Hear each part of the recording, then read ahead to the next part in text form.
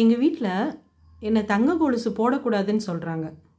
ஏன் தங்க கொலுசு போடக்கூடாதா? என்ன காரணம்? தங்க கொலுசு,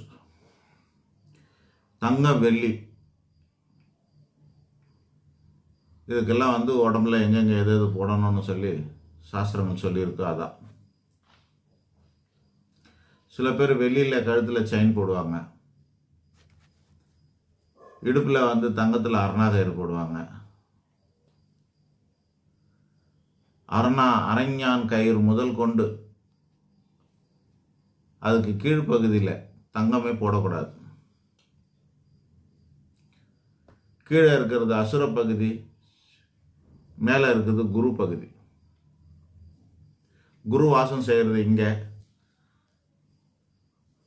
பால் குறியீடு பகுதியில் சுக்கிரன் வாசம் செய்கிறார். அசுரகுரு, தேவகுரு.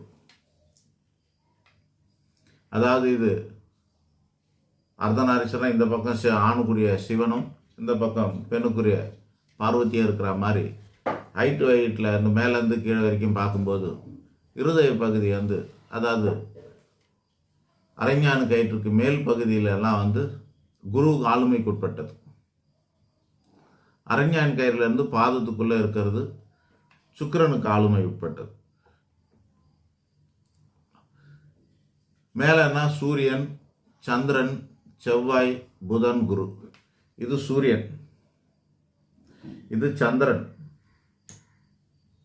இதெல்லாம் செவ்வாய், புதன்.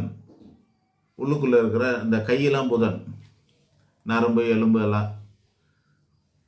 புஜம், இது செவ்வாய்க்குரியது. அப்புறம் இருதய பகுதி, வயிறு பகுதி, இதெல்லாம் குருக்குரியது. இந்த பகுதியிலெல்லாம் வெள்ளியை தவிர்க்கணும்.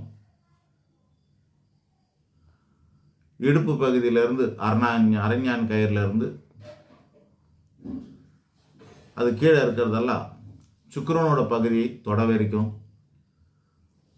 தொடைக்கு மேலே அந்த கணுக்கால், அந்த மூட்டுலாம் இருக்குல்ல, அந்த பகுதியெல்லாம் மூட்டு பகுதி ராகுவோட பகுதி. கணுக்கால் வரைக்கும் கேதோட பகுதி, இது சனி பகவானோட பகுதி. அந்த பாதம் இருக்க அடிப்பகுதி, கணுக்கால் கீழே இருக்கிற பாதங்கள் எல்லாம் கேதோட பகுதி. ஆக ராகு, கேது, சுக்கிரன் அப்படின்னு சொல்லக்கூடிய கிரகங்கள் சுக்கிரன், சனி, ராகு, கேது.